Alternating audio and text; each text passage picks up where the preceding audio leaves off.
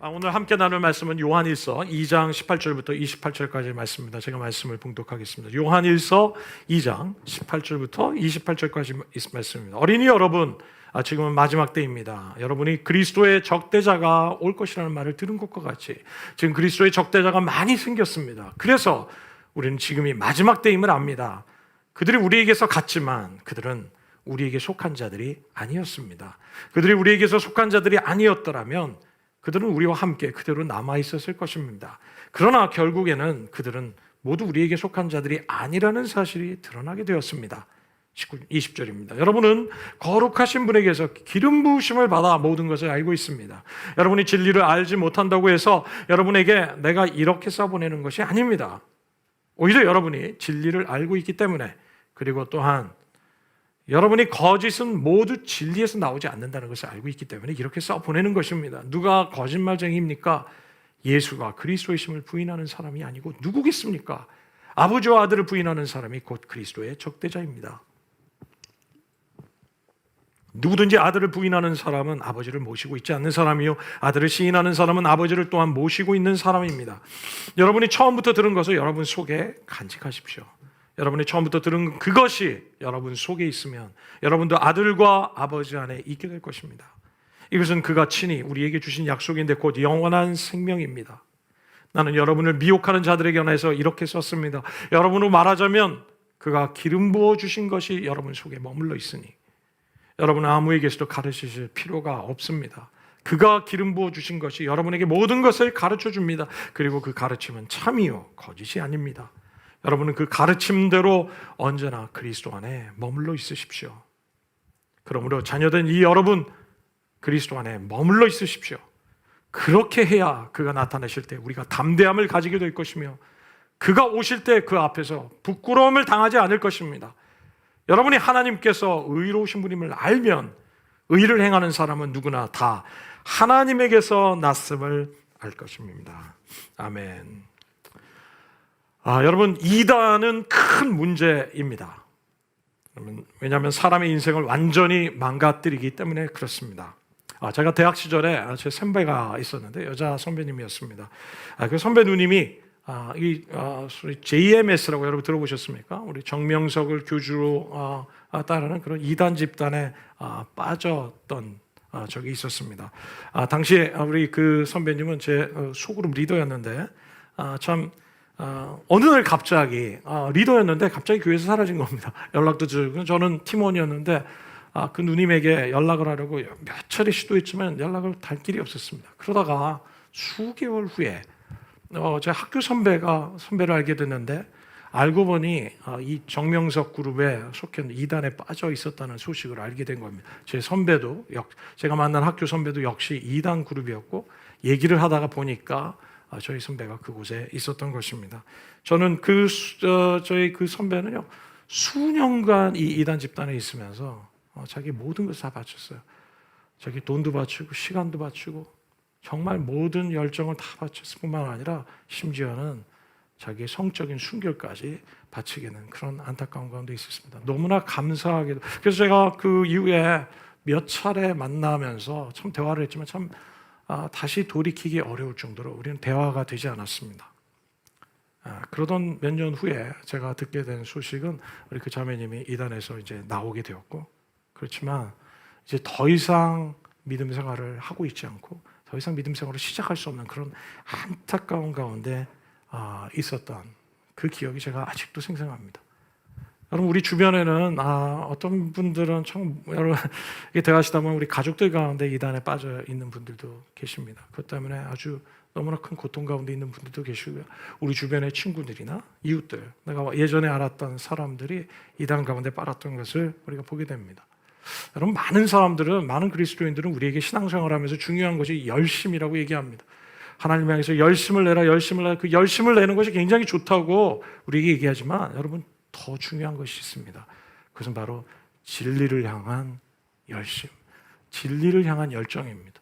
우리가 믿고 있는 믿음이 정말 진리의 믿음인지 그것을 먼저 구별하고 깨닫고 아는 것, 진리를 먼저 알고 그리고 진리를 분별하고 그 진리를 위한 열심을 다하는 삶이 얼마나 중요한지 모릅니다.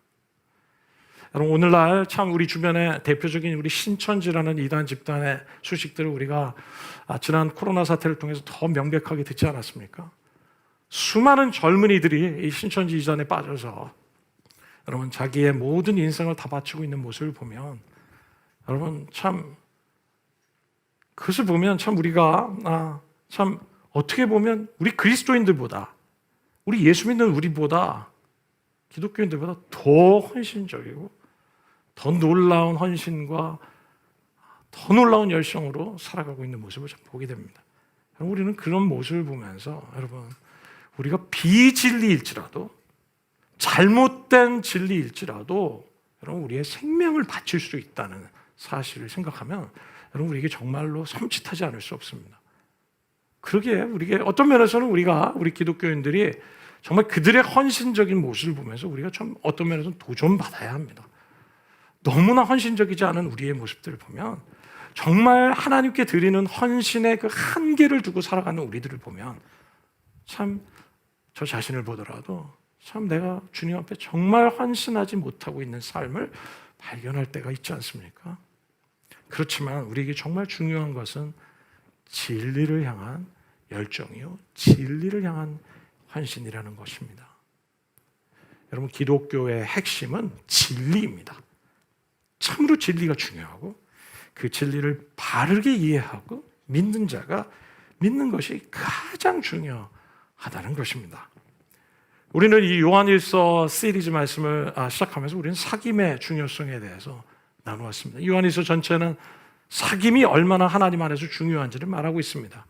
그러나 우리의 삶에 요한 사도는 이 사귐을 방해하는 요소들을 계속해서 나누고 있습니다. 그것은 우리의 말과 삶의 불일치, 인티그리티에 대한 문제를 다루고 있죠. 또 그뿐만 아니라 우리가 우리의 삶에 믿는다 하면서 사랑치 않는 우리의 모습, 질투에 대해서 나누었습니다. 또 동시에 사랑하지 않음이 사귐의 방해 요인일 뿐만 아니라 사랑함도 사귐의 방해인 것을 보게 됩니다. 그것은 바로 세상을 사랑하는 것이죠. 그러나 오늘 또 한 가지를 우리에게 말씀하고 있는데 그것은 바로 적그리스도에 대한 것입니다. 그래서 오늘 저는 이 진리 안에 거하라, Remain in the truth of God, 하나님의 진리 안에 거하라는 제목으로 여러분들하고 같이 말씀을 나누려고 합니다. 진리. 여러분 진리란 과연 무엇입니까? 진리란 과연 존재하는 것입니까? 여러분 오늘날 우리가 살고 있는 사회를 일컬어서 우리는 포스트 모던 사회라고 말합니다. 여러분 포스트 모던의 사회가 어떤 것을 의미합니까? 포스트 모던 사회의 가장 큰 특징을 하나를 얘기한다면 그것은 바로 절대적인 진리는 존재하지 않는다는 주장입니다. 진리는 없다는 것입니다. 모든 것이 다 상대적이라는 것입니다. 다시 말하면 사람마다 상황마다 그 진리는 달라질 수 있기에 상대적이기에 절대적인 불변의 진리란 세상에 존재하지 않는다는 것이 바로 이 포스트 모더니즘의 주장입니다. 그래서 그들의 주장은 세상에는 절대적인 진리가 존재하지 않는다고 말합니다. 여러분 포스트 모더니즘은 우리가 이 말은 뭐냐면 우리 포스트 모더니즘이 말하고 있는 것은 우리가 어떤 행동을 할 때 그 행동이 옳은지 그른지 판단할 기준이 없다는 말이기도 합니다. 그런 절대적인 어떤 기준이 되는 권위가 되는 진리가 없다는 말이기도 합니다. 이런 절대적인 진리가 존재하지 않기 때문에 우리는 여러분 옳고 그름을 판단할 수도 없고 또 무엇이 옳다는 그런 개념 자체도 존재하지 않는다고 말하는 것이죠. 여러분 포스트 모더니즘은 그래서 우리가 어떤 행동을 하면 이 절대적인 진리를 부인하기 때문에 상대적인 가치만을 주장하고 있고 또 주장하고 있습니다. 여러분 그래서 우리가 이 포스트 모더니즘이 얘기하는 것처럼 과연 세상에는 절대적인 진리가 존재하지 않는 것일까요? 그러나 우리가 살아가고 있는 이 세상의 원리들을 보면 사실 절대적인 진리가 존재하는 것을 발견하게 됩니다. 먼저 예를 들을 수 있는 것은 바로 숫자의 법칙입니다. 여러분, 이 1이라는 숫자와 100이라는 숫자가 어떤 숫자가 더 큽니까? 1이라는 숫자와 100이라는 숫자가 어떤 숫자가 더 큽니까? 당연히 100이죠. 그러나 여러분, 만약에 1이라는 숫자가 만약에 이것을 부인하게 된다면 이 절대적으로 큰 이 법칙을 100이라는 숫자가 절대적으로 1보다 더 크다는 사실, 이 불변의 법칙을 여러분 부인하기 시작한다면 우리 사회는 굉장히 큰 혼란 가운데 있게 되겠죠. 무엇보다 우리 은행에 맡겨둔 통장에 있는 돈이 엄청난 혼란을 경험하기 시작할 것입니다. 물론 우리 가운데는 이런 혼란을 기대하고 있는 분이 계실지도 모르겠습니다. 여러분, 이 세상에는 정말 이렇게 분명한 법칙, 바뀔 수 없는 절대적인 숫자의 법칙이 있습니다. 또 그뿐만이 아니라 여러분, 세상에는 중력의 법칙이 우리는 작용하고 있죠. 그렇죠? 여러분, 중력의 법칙은 어떻습니까? 여러분, 무엇을 떨어뜨리면 위에서 떨어지면 떨어지는 거죠. 이것은 중력이 있기 때문에 그런 거죠. 그런데 어느 누가 이 중력의 법칙, 이 불변의 법칙을 여러분 부인하기 위해서 옥상에서 나는 이것이 절대적인 진리가 아닌 것을 나는 증명해 보이겠어 하면서 옥상에서 떨어진다고 생각해 주십시오. 여러분, 그렇게 될 때 어떤 현상이 일어나게 됐습니까? 그 사람이 과연 이 세상에 있는 이 절대적인 불변의 법칙인 중력의 법칙을 깨트릴 수 있었습니까? 그는 깨트릴 수 없었습니다. 오히려 자기 자신이 깨지는 현상을 경험하게 되는 것이죠. 여러분, 그뿐만 아니라 우리는 영적인 원칙이 있습니다. 그것은 바로 이 세상에는 사랑의 원칙이 있다는 것입니다. 여러분, 요한일서 4장 8절에도 요한 사도는 우리에게 이렇게 얘기하죠. 하나님은 사랑이시다. 여러분, 세상에는 사랑의 원칙이 있습니다. 하나님은 사랑이시라는 이것은 불변하는 원칙입니다. 또 그뿐만 아니라 하나님이 만드신 우리들은 이 사랑의 원리에 따라 원칙에 따라 살도록 창조되었다는 것입니다. 그것은 무엇입니까? 하나님을 사랑하고 동시에 그 사랑을 경험한 우리가 이웃을 사랑하는 이 사랑의 원칙 가운데, 이 사랑의 법칙 가운데 우리는 살도록 지어진 존재가 바로 저와 여러분 모든 인간이라는 것입니다. 인간을 향한 창조의 목적은 사랑의 원칙 가운데 살도록 하시기 위함이라는 것이죠. 그런데 우리가 하나님을 사랑하지 않고 이 불변의 법칙, 인간이 살아야 할 창조된 창조 목적대로 살지 않을 때, 하나님을 사랑하지 않고 이웃을 사랑하지 않고 살아갈 때 여러분, 결국 우리는 고통을 경험하고 괴로움과 고통 속에 우리는 많은 상처와 깨어짐을 경험하며 살게 된다는 것이죠. 왜냐하면 그것이 바로 인간이 살아야 할 불변의 원칙, 불변의 절대적인 진리이기 때문에 그렇습니다. 여러분, 이 세상에는 절대적인 진리가 워킹하고 있다는 것입니다. 바꿀 수 없는 절대적인 진리가 존재하고 있다는 겁니다. 그럼에도 불구하고 이 포스트 모더니즘의 주장은 상대적인 가치를 얘기하고 있습니다. 그래서 이 절대적인 가치, 절대적인 진리, 하나님의 말씀이 절대적인 진리고 예수님의 말씀이 불변하는 영원한 진리라는 사실을 말할 때 여러분, 많은 사람들은, 여러분, 기독교인들은 너무 편협하다,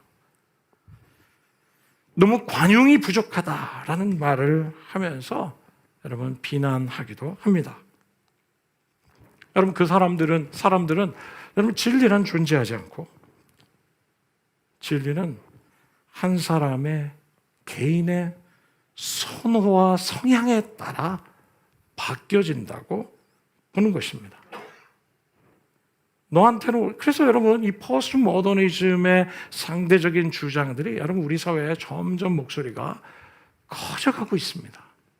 여러분, 그 목소리들은 무엇입니까? 이런 말입니다. 우리가 복음을 전할 때 너한테는 그것이 옳을 수 있지만 나에게는 그렇지 않아 라고 얘기하면서 복음을 거부하는 것이죠. 그것이 진리인 줄 내가 알지만 나에게 그런 삶을 살라고 말하지 마. 난 그렇게 살고 싶지 않아 라고 얘기하는 거죠.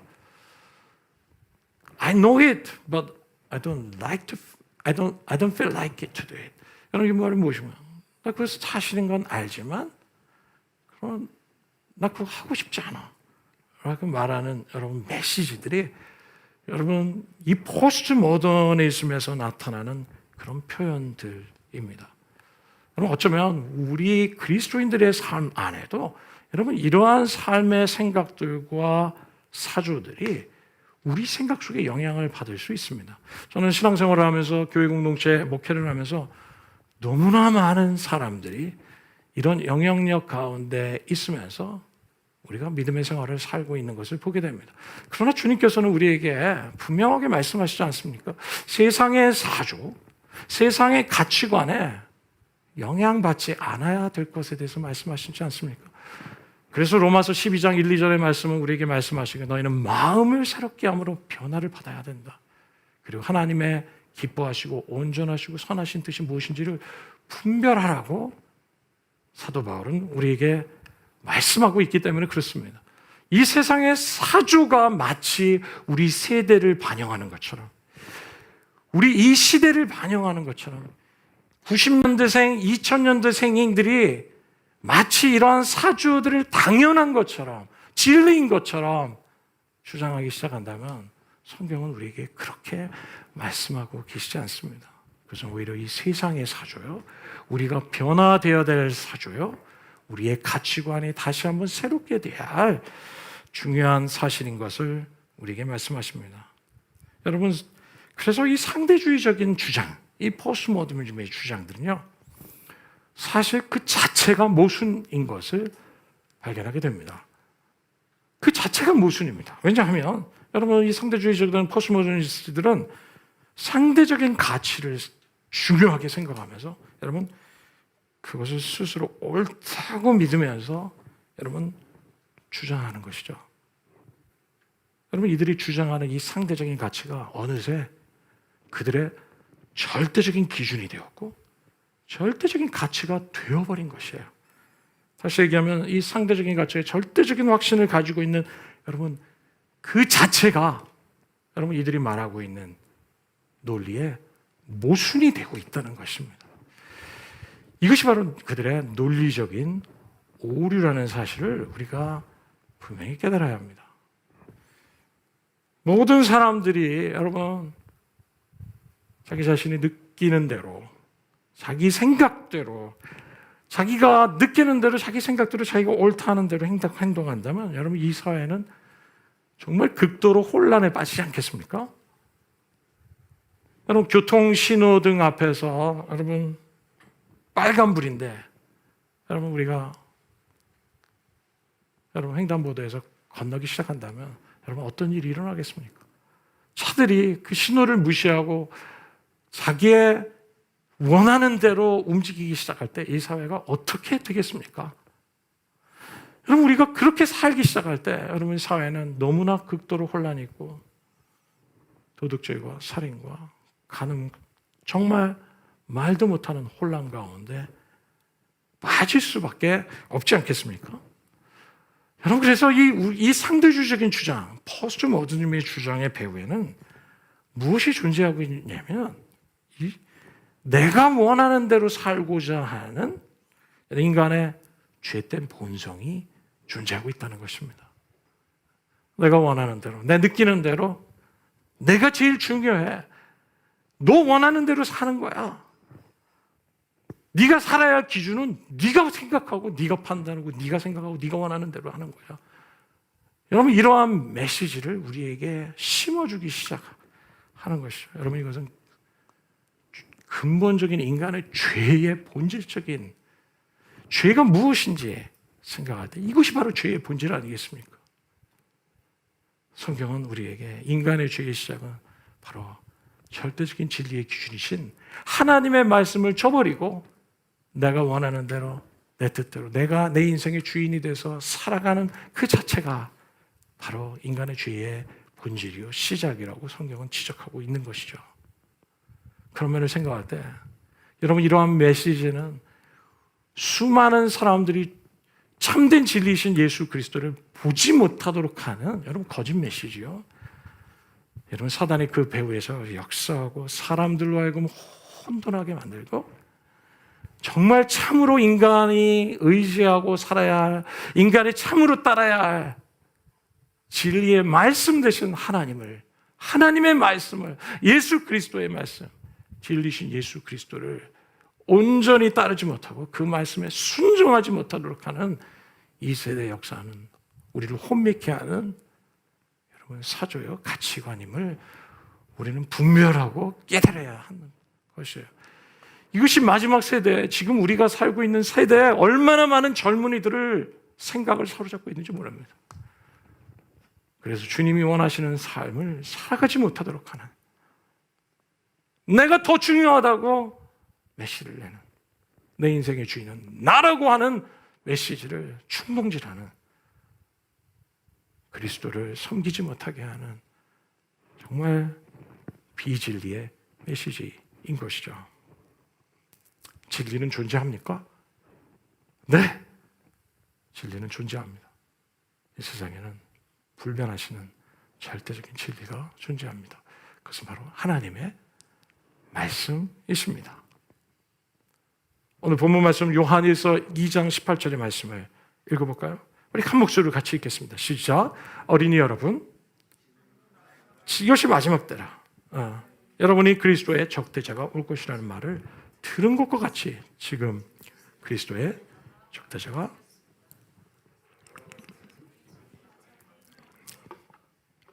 여러분, 사도 요한은 이 요한일서의 서신을 보면서 어린이 여러분이라고 얘기합니다. 그것은 바로 영적인 자녀를 의미하는 것이죠. 성적인 자녀들인 그 그리스도의 성도들을 의미합니다. 그들에게 사도 요한이 선포하고 있는 것은 여러분이 살고 있는 지금 세대가 마지막 때입니다 라고 얘기합니다. 마지막 때. This is the last hour. 지금이 마지막 때. 여러분, 사도 요한이 마지막 때, 종말인 거죠. 여러분, 이 말을 했을 때는 사실 지금 2000년이 이 말을 하시고 나서 지금 2000년이 훨씬 지났는데 우리는 아직도 종말이 오지 않았어요. 그죠?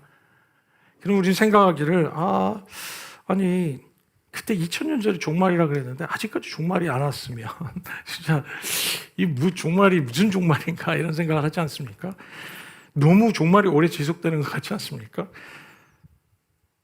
그렇다면 우리의 종말이 뭡니까? 성경에서 말하고 있는 그 종말이 정말 어떤 의미입니까? 우리 좀 때로는 헷갈릴 때가 있습니다. 그런데 여러분, 우리가 성경적으로 이 종말을 어떻게 이해해야 될까요? 성경에서 말씀하시는 종말은 첫 번째로 어느 한 시점이 아니라는 거예요. 그것은 기간을 의미하는 겁니다.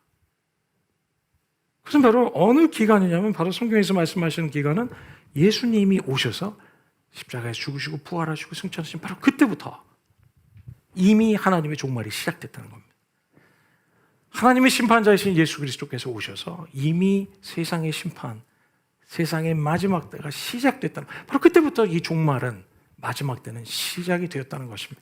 그리고 우리는 지금 그 종말의 마지막을 살아가고 있고, 우리는 정말로 마지막 때에 다시 오실 예수님, 다시 심판자로 오셔서 세상을, 죄와 사망을 심판하시고 세상을 심판하실 그 예수 그님이 오실 그때를 우리는 소망하고 있는 것이죠. 여러분, 그래서 종말은 바로 기간을 의미하는 겁니다. 예수님의 십자가에 죽으신 그때부터, 부활하신 그 이후부터 시작해서 지금까지 다시 오실 그 마지막 때를 우리는 기다리면서, 그래서 우리는 종말의 시대에 살아가고 있다는 것이죠. 그래서 여러분, 종말은 이렇게 표현할 수 있습니다. Already, 이미 시작됐다는 겁니다. 그러나 not yet, 그 종말의 끝은 아직 오지 않았다는 겁니다. 그 종말의 마지막은 예수 그리스도께서 다시 재림하실 그때라는 것이 이미, 그러나 아직, 이것이 바로 종말입니다. 우리는 그 종말의 마지막을 살아가고 있다. 요한 사도는 성도들에게 지금 우리는 종말의 시대를 살고 있습니다.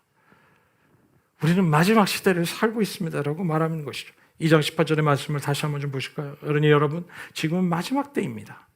여러분이 그리스도의 적대자가 올 것이라는 말을 들은 것과 같이 지금 그리스도의 적대자가 많이 생겼습니다. 그래서 우리는 지금 지금이 마지막 때임을 압니다. 여러분, 종말의 특징은 무엇입니까? 바로 적그리스도가 나타난다는 것이죠. 그리스도를 대적하는 무리들이 나타난다는 것이죠. 여러분, 요한일서 2장 18절에는 바로 그리스도의 적대자, 안티크라이스트라고 우리는 얘기할 수 있죠. 라는 표현을 씁니다. 지금 우리 그리스도의 적대자가 많이 생겼습니다. 그래서 우리는 지금이 마지막 때입니다. 여러분, 이 antichrist, 이 anti라는 것은 어떤 의미를 가지고 있습니까? 이 anti라는 말은 히브리 헬라어로 두 가지 의미를 가지고 있습니다. 뭐냐면 대체한다라는 의미를 가지고 있어요. 그래서 무엇을 대체하는? substitute of Christ, 그리스도를 대체하는 존재. 그게 바로 antichrist입니다. 그 당시에는 여러분 로마 황제를 엔타이크라이스트로 섬기기 시작했죠. 역사 속에서도 이런 엔타이크라이스트, 자기 자신이 그리스도라고 주장하는 여러분 정치적인 지도자들도 얼마나 많이 있었습니까? 그뿐만이 아니라 이 엔타이라는 헬라어의 원어적인 의미는 대적하는 이라는 의미를 가지고 있어요. against Christ, 그리스도를 대적하는 무리들을 또 엔타이크라이스트라고 말합니다. 여러분, 이 당시에 요한 사도가 썼을 때 이 엔타이크라이스트, 적그리스도는 누구를 지칭하는 것이었습니까?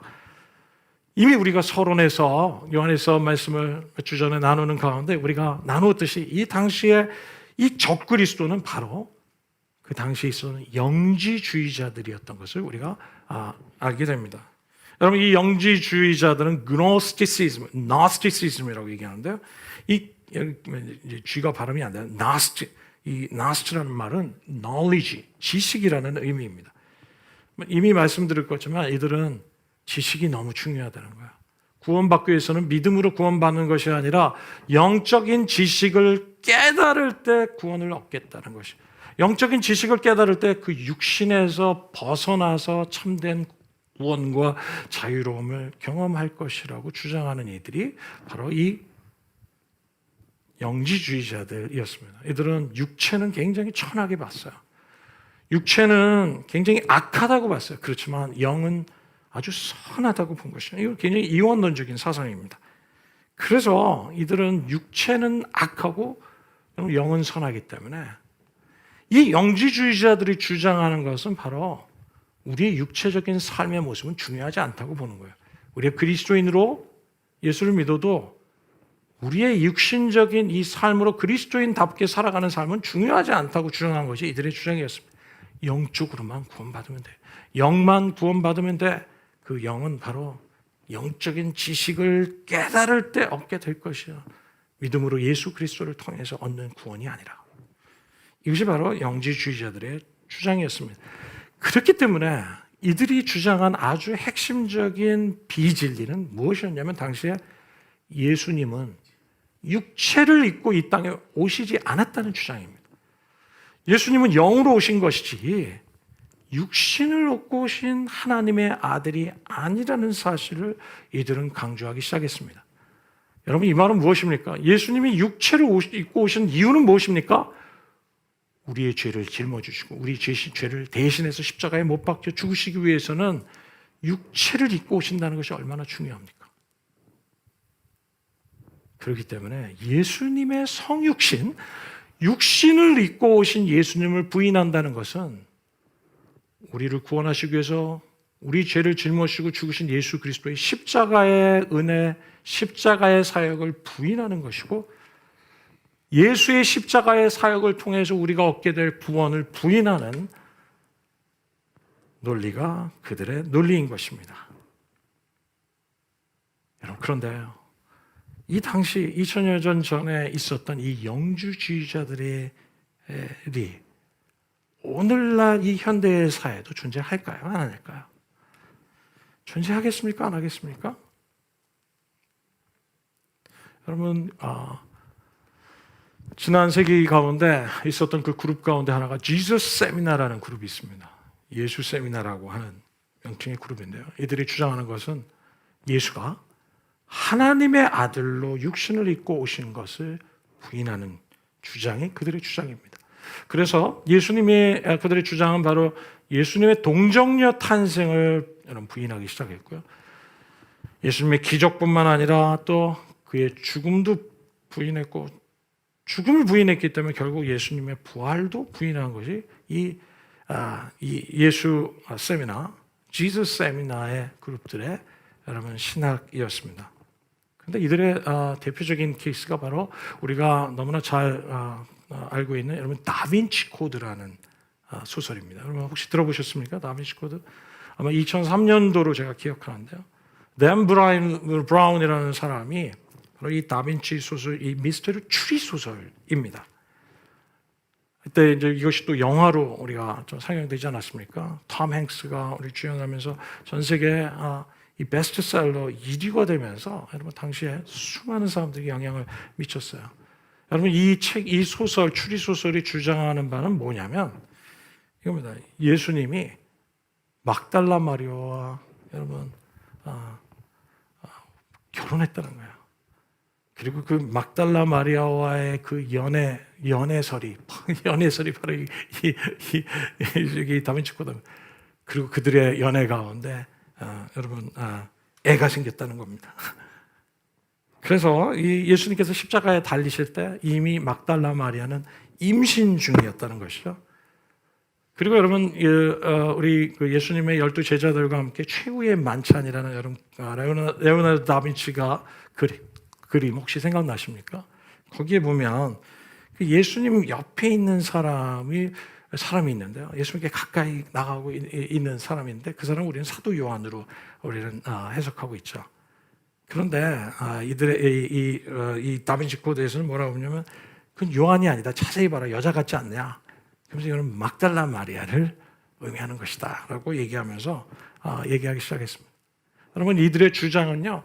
정말 성경에 많은 자료들이 있는데 여러분 외경이라는 자료들이 있습니다. 그 중에서도 정말 신뢰할 수 없는 내용이 성경 전체와 합당하지 않은 그런 사본들도 많이 돌아다녔어요. 그래서 성경학자들은 여러분 초기 기독교 성경 신학자들은 정말 수천의 그 성경 자료들, 사본들이 돌아다니는 자료들을 실제로 정말 검증하면서 이거는 진위를 판단하는 작업을 하기 시작했습니다.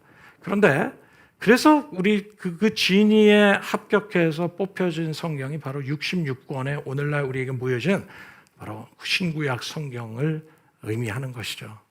왜냐하면 거기에는 오류가 없고 일치성이 있고 주제와 모든 문체와 또 모든 자료들이 학자들이 정말 끝없는 연구들을 통해서 검증해낸 자료들입니다. 그런데 이 댄 브라운이 쓴 이 다빈치 코드의 추리 소설은 여러분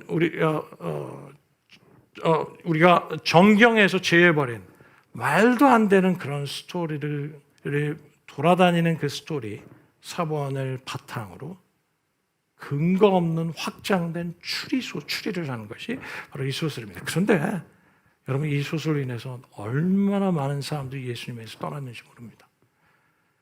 그리고 이 논리를 들으면서 너무나 많은 사람들이 예수 그리스도를 주님으로 믿는데 얼마나 방해되는 그런 사람들의 생각을 사로잡고 그들로 하여금 예수 그리스도의 진리를 받아들이지 못하도록 하는 의심하게 하는 그런 정말 사람들에게 이 진리를 왜곡시킬 뿐만 아니라 진리를 대체시켜버리는 그럼 정말 이 적그리스도와 같은 역할들을 한 것이 바로 이 댄 브라운의 소설입니다.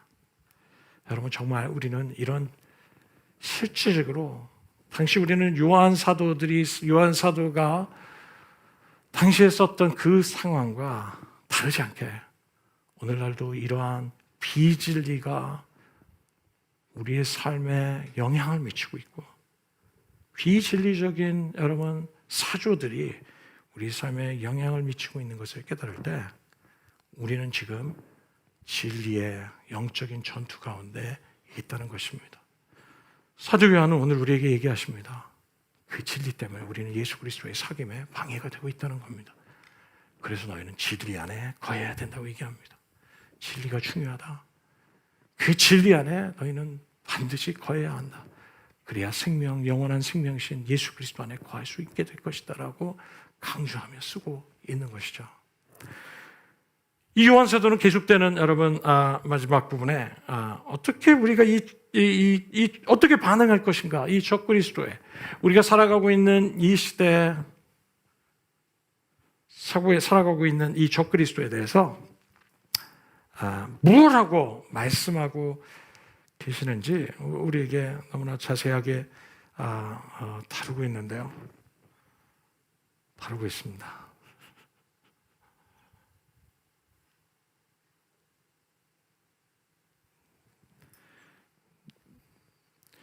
그래서 제가 이 말씀을 나누면 또 지난주처럼 설교가 길어질 수 있을 것 같아서 굉장히 조심스러워집니다. 고민이 됐지만 되도록 짧게 해서 빨리 끝내고 진도가 나가야 되지 않을까 생각. 네, 여러분 괜찮으십니까? 네. 우리 옆에 분들에게 진리 안에 거합시다. 이렇게 좀 말씀해 주셔서 네. 우리 옆에 분은 다시 한번 진리를 사랑합시다. 이렇게 말씀하죠. 네. 짧게 하겠습니다. 여러분, 요한사도는 이 적그리스도에 대해서 오늘 이 요한일서 본문을 통해서 세 가지를 얘기합니다. 첫 번째, 그들은 우리에게 속한 자들이 아니라고 얘기합니다. 19절의 말씀이죠. 그들이 우리에게서 나갔지만 그들은 우리에게 속한 자들이 아니라고 얘기합니다. 그들이 우리에게 속한 자들이었다면 그들은 우리와 함께 그대로 남아 있었을 것입니다. 그러나 결국에는 그들은 모두 우리에게 속한 자들이 아니라는 사실이 드러나지 않았습니까? 라고 얘기합니다. 그들은 우리에게서 떠나갔다. 나갔다. 그들은 우리와 다르다. 우리에게 속하지 않았다. 우리와 그들은 다른 무리들이다. 라고 사도 요한은 분명하게 얘기합니다. 다시 얘기하면 사도 요한은 비진리와 진리를 분명하게 가르고 있다는 거예요. 혼합 진리. 이것도 좋고 저것도 좋다고 말하고 있지 않습니다. 여러분, 오늘날 현대 우리 교회들이 지금도 정말 증거하고 있는 이런 적그리스도적인 비진리의 많은 주장들에 대해서 첫 번째는 너무 무관심하고요. 두 번째는 너무나 관용적이고 명백하지 않은 태도들을 취할 때가 너무 많이 있습니다. 그러나 우리는 이 세대의 사조 가운데 정말 경계해야 될 것이 다원주의고요. 포스모더니즘 사상입니다. 여러분, 우리는 이것에 대해서 분명하게 선을 그어야 합니다. 그래야 우리는 진리에 천착된 그리스도인의 삶을 살 수 있습니다. 이것이 바로 진리에 거하는 삶, 살 수가 있다는 것이. 두 번째, 요한사도는 적그리스도에 대해서 빨리 나가죠. 그죠? 다행이죠. 적그리스도에 대해서 무리를 어떻게 얘기합니까? 두 번째는 그들은 진리이신 예수 그리스도를 부인하는 자들이라고 얘기합니다. 여러분, 그래서 22절에 뭐냐면 누가 거짓말장입니까? 예수가 그리스도이심을 부인하는 사람이 아니고 누구겠습니까? 하나님 아버지와 아들을 부인하는 사람이 곧 그리스도의 적대자입니다. 라고 얘기합니다. 누구든지 아들을 부인하는 사람은 아버지를 모시고 있지 않는 사람입니다. 아들을 시인하는 사람은 아버지를 또한 모시고 있지 않는 사람입니다. 이 적그리스도는 진리이신 예수 그리스도를 부인하는데요. 사도 요한은 세 가지로 표현합니다. 그들은 거짓말장이라고 얘기합니다. 누가 거짓말장입니까? 예수 그리스도를. 예수가 그리스도이심을 부인하는 자. 예수가 우리를 구원하시기 위해서 오신 메시아임을 부인하는 사람이 아니고 누구겠습니까? 두 번째, 그들은 뭐라고 얘기합니까? 사도 요한은 그들은 그리스도의 적대자입니다. 적그리스도입니다. 우리 편이 아닙니다. 세 번째, 그들에게는 아버지가 없습니다. 이게 뭡니까? 아들을 부인하는 사람은 아버지를 모시고 있지 않는 사람입니다. 여러분, 이 말은 뭡니까? 아버지를 모시고 있지 않다는 것은 아버지와 상관이 없습니다. 하나님과 상관없는 삶을 살고 있는 사람들이라고 얘기합니다. 여러분, 요한일서 4장 2절과 3절의 말씀에 이런 말씀이 있습니다. 우리 한 목소리 읽을까요? 시작. 하나님의 영은 이것으로 알지니 곧 예수 그리스도께서 육체로 오신 것을 시인하는 영마다 하나님께 속한 것이다. 예수를 시인하지 아니하는 영마다 하나님께 속한 것이 아니니 이것이 곧 적그리스도의 영이니라. 오리라 한 그 말을 너희가 들었거니와 이제 벌써 세상에 있느니라.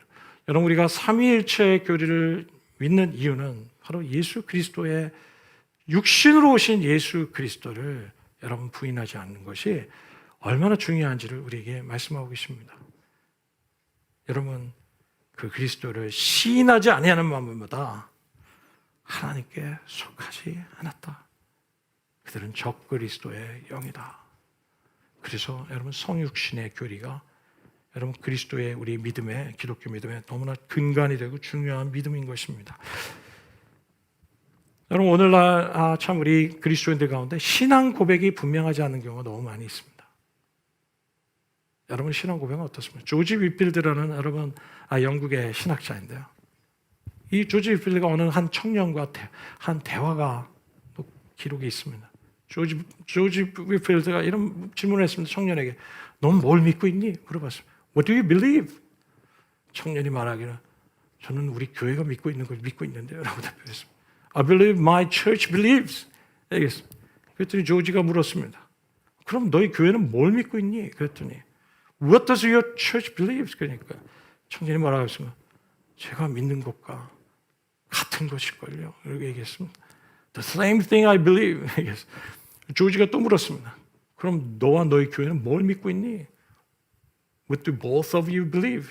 청년이 말하고 우린 둘 다 같은 것을 믿겠죠? We both believe the same thing. 이 말은 뭡니까? 우리 안에 뭘 믿고 있는지도 모른다는 거예요. 진리가 무엇인지, 뭐에 우리가 확신을 갖고 있는지도 모른 채 우리가 믿음의 생활을 하고 있다는 것입니다. 우리 교회에서 유전일을 교회의 등록 과정으로 7주간의 과정, 가장 기초적인 성경 공부를 우리가 여러분 우리 교회 등록 과정으로 삼는 이유는 여러분 바로 이 믿음, 우리가 믿는 그리스도 기독교의 믿음이 무엇인지를 모든 성도들이 정확하게 알고 그 믿음을 고백하도록 돕기 위해서 우리가 이 과정을 하는 것입니다. 여러분 아직 이제 처음 오신 분들 아직 유전이 7주간의 과정 어렵지 않습니다. 아주 너무 사람들 좋아합니다. 여러분 이 과정에 꼭 등록하셔서 함께 하시면 너무 좋겠습니다. 세 번째 적그리스도는 사도 요한은 이렇게 얘기합니다. 우리를 미혹하는 자들을 얘기합니다. 나는 여러분을 미혹하는 자들에서 이렇게 씁니다. 그들은 우리를 미혹하는 겁니다. 그리스도에게서 떠나게 하게 합니다. 여러분 디모전서 4장 2절에 1절에 그러나 성령이 밝히 말씀하시기로 후일에 어떤 사람들이 믿음에서 떠나 미혹해 하는 영과 귀신의 가르침을 쫓는 사람들이 있을 거라고 얘기하십니다. 여러분 세상에는 우리의 믿음을 미혹하게 해서 그리스도께서 믿음으로 떠나게 하는 자들이 있다는 것입니다. 그런 것들에 대해서 용납하지 말 것에 대해서 사도 바울은 얘기합니다. 아이고 사도 바울의 어떤 여러분 고린도서에 보면요 잘도 용납하는구나 이렇게 얘기할 정도입니다. 여러분 우리가 그러려면 굳건하게 진리 안에 서 있어야 하는 것이죠.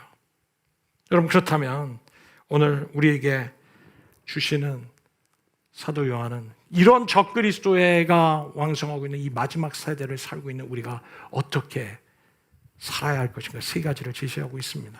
그것은 바로 첫 번째 말씀 안에 거하라는 것입니다. 여러분 2장 4절의 말씀을 24절의 말씀을 한 목소리 읽을까요? 시작. 여러분이 처음부터 들은 것을 여러분 속에 간직하십시오.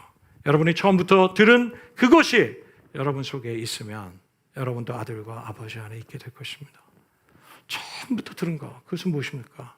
예수 그리스도께서 우리에게 전해주신 그 복음, 사도들이 그 듣고 우리에게 전해줬던 그 처음 복음, 변질되지 않은 복음, 그것을 듣고 그것을 여러분 속에 간직하십시오. 이 진리에 거하십시오. 복음에 거하십시오. 말씀 안에 거하십시오. 말씀 안에 거할 때 여러분 우리는 정말 이 마지막 시대에 우리가 적그리스도가 흥행하고 있는 이 혼란의 시대에 진리 안에 거할 삶은 말씀 안에 거하는 삶을 의미합니다. 복음을 바로 이해하고 복음 안에 거하는 여러분들 되시기 바랍니다. 두 번째, 우리에게 무엇을 말씀하고 싶습니까? 성령 안에 거하라고 말씀하십니다. Remain in the Holy Spirit. 2장 27절의 말씀입니다. 여러분에게 말하자면 그가 기름 부어 주신 것이 여러분 속에 머물러 있으니 이 기름 부으심과 뭘 얘기합니까? 성령의 기름 부으심입니다. 성령의 능력이죠. 그것으로 말미암아 여러분에게 가르침을 받을 필요가 없습니다. 그가 기름 부어 주신 것이 여러분에게 모든 것을 가르쳐 주실 것입니다. 우리에게 하나님의 말씀을 생각나게 하고 깨닫게 하고 도와주시는 분은 바로 성령 하나님이시라는 것입니다. 그 성령 안에 거하기 시작할 때 성령에 충만하고 성령의 도우심으로 여러분 말씀을 읽기 시작할 때 성령의 도우심으로 가르치는 하나님의 말씀을 우리가 듣기 시작할 때 여러분 우리의 삶이 진리 안에 거할 수 있을 것이라고 말합니다. 세 번째 우리에게 사도 요한은 무엇을 권고하십니까? 그리스도 안에 거하라. Remain in Christ. 2장 28절입니다. 자녀된 여러분, 그리스도 안에 머물러 있으십시오. 그렇게 해야 그가 나타나실 때 우리가 담대함을 가지게 될 것이고, 그가 오실 때 그 앞에서 우리는 부끄럽지 않게 될 것입니다. 그리스도 안에 거하십시오. 오늘 주님은 우리에게 진리 안에 거하라고 말씀하십니다. 진리 안에 거하기 위해서 우리는 말씀 안에 거해야 합니다. 성령 안에 거해야 합니다. 그리고 그리스도 안에 거하는 그런 놀라운 삶이 여러분의 삶에 있을 것입니다.